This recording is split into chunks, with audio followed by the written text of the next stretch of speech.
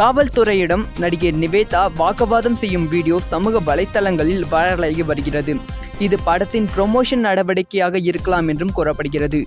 நடிகை நிவேதா தமிழ், தெலுங்கு படங்களில் நடித்து வருகிறார். தமிழில் கடைசியாக 2001ஆம் ஆண்டு வெளியான பொன் மாணிக்கவேல் படத்தில் நடித்திருந்தார். தற்போது தெலுங்கில் நடித்து வருகிறார். இந்த நிலையில் ஹைதராபாத் காவல்துறையிடம் காரில் அமர்ந்து கொண்டு நடிகை நிவேதா வாக்குவாதம் செய்யும் வீடியோ வைரலாகிக் கொண்டு இருக்கிறது. காரில் வந்திருக்கும் நிவேதாவை இடைமறித்து காவல்துறையினர் கார் டிக்கியை திறக்க சொல்கிறார்கள்.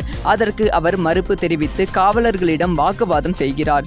மேலும் தன்னிடம் ஆவணங்கள் சரியாக இருப்பதாகவும் தெரிவிக்கிறார். தொடர்ந்து வாக்குவாதத்தில் ஈடுபட்டு கொண்டிருந்த அவர் வீடியோவை ரெக்கார்ட் செய்பவரை கண்டிக்கிறார். இந்த வீடியோ பலரும் சமூக வலைத்தளங்களில் ஷேர் செய்து வருகிறார்கள்.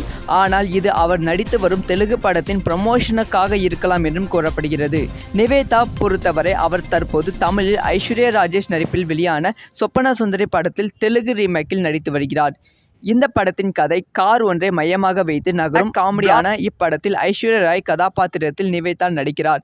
அக்காரை மையமாக வைத்து கதை என்பதால் இந்த வீடியோ பட ப்ரமோஷனாக இருக்கலாம் என்றும் கூறப்படுகிறது.